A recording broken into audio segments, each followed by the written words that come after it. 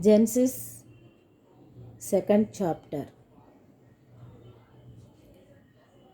Thus the heavens and the earth were completed in all their vast array. By the seventh day, God had finished the work he had been doing. So on the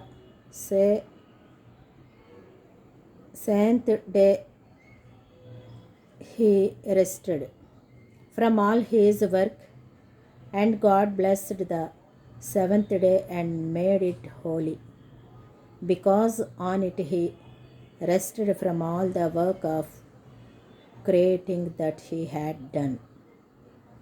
Adam and Eve. This is the account of the heavens and the earth when they were created. When the Lord God made the earth and the heavens, and no shrub of the field had yet appeared on the earth, and no plant of the field had yet sprung up. For the Lord God had not sent rain on the earth, and there was no man to work the ground. But streams came up from the earth and watered the whole surface of the ground. The Lord God formed the man from the dust of the ground and breathed into his nostrils the breath of life, and the man became a living being. Now the Lord God had planted a garden in the east, in Eden, and there he put the man he had formed. And the Lord God made all kinds of trees grow out of the ground, trees that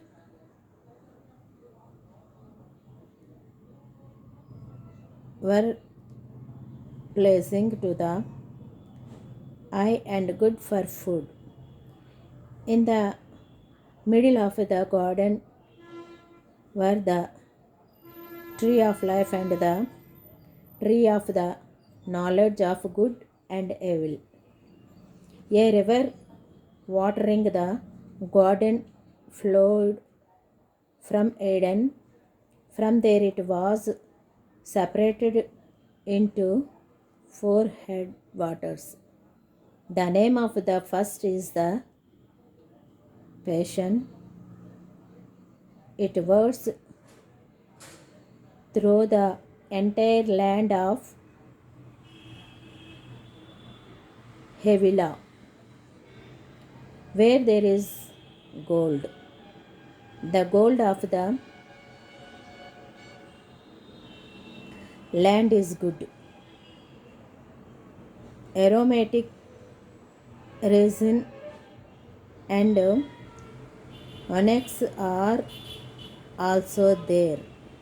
The name of the second river is the Gihon.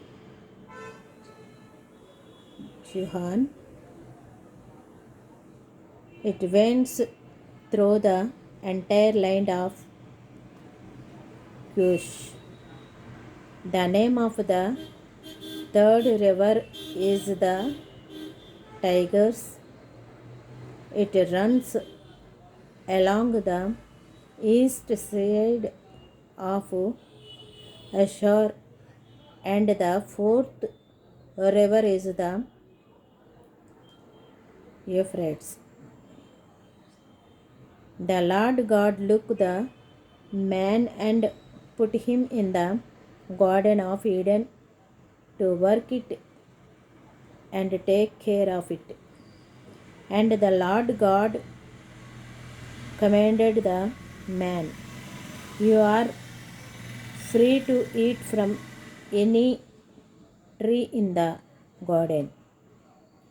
But you must not eat from the tree of the knowledge of good and evil, for when you eat of it, you will surely die. The Lord God said, "It is not good for the man to be alone. I will make a helper suitable for him." Now the Lord God had formed out of the ground all the beasts of the field and all the birds of the air. He brought them to the man to see what he would name them. And whatever the man called each living creature, that was its name.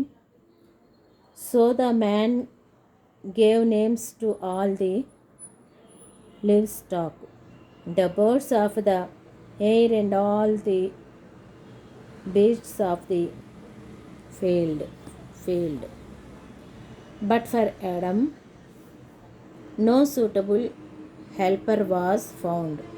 So the Lord God caused the man to fall into a deep sleep.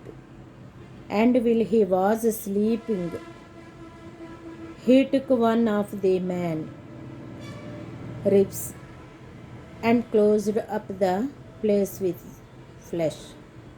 Then the Lord God made. Then the Lord God made a woman from the rib he had taken out of the man, and he brought her to the man. The man said, "This is now bone of my bones and flesh of my flesh. She shall be called woman, for she was taken out of man. For this reason, a man will leave his father and mother and be united to his wife, and they will become one flesh." The man and his wife were both naked, and they felt no shame.